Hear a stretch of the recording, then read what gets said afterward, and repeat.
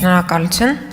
Հարգելի հայրենակիցներ, քննարկում ենք հայտարարագրման համակարգի ժամկետների երկարացման հարցը, քանի որ իշխանությունները չեն կարողանում կազմակերպել իրենց ընդունած օրենքի կատարումը։ Եվ անհրաժեշտություն կա, որպեսզի ժամկետները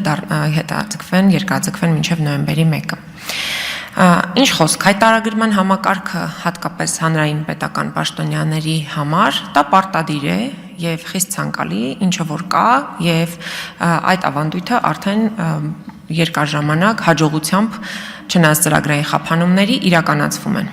Բայց այնուամենայնիվ անհասկանալի է այսօրվա դրությամբ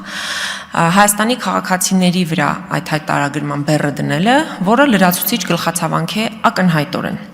Այսինքն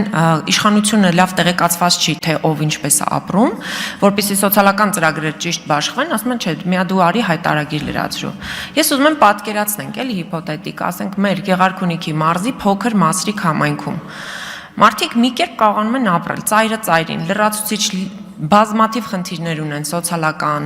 էլ չասեմ գյուղատնտեսական, բոլոր իրենց խնդիրների հետ զուգահեռ։ Հիմա մարդիկ պիտի նստեն հայտարարագիր լրացնեն, որ պետությունը հասկանա, թե մի պարկ ավել կարտոֆիլը երբ վաճառվեց, ոնց վաճառվեց,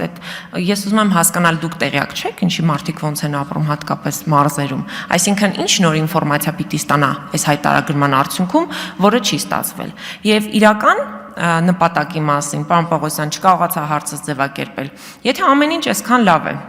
եթե ամեն ինչ իսկապես գնում է նրան, որ հայտարարագիր լրացնելը բխում է քաղաքացու շահից միայն, բայց ինչի՞ եք բոնուս առաջարկում։ Դե թող մարդիկ իրենց քաղաքացիական պատասխանատվությունը կիրառեն եւ քաղաքացիական պատասխանատվությամբ մոտենան։ Թե չի ասում եք եկեք հայտարարագիր լրացրեք, շահեք, հայտարարագիր լրացրեք, Արման Եղանյանն էլ ասում է ավելի շատ շահ են նրանք, ովքեր որ արդեն լրացրել են։ Բայց եթե իրանց համար արվում է ամեն ինչ, ինչի՞ եք կաշառք առաջարկում պետության մակարդակով։ Շնորհակալություն։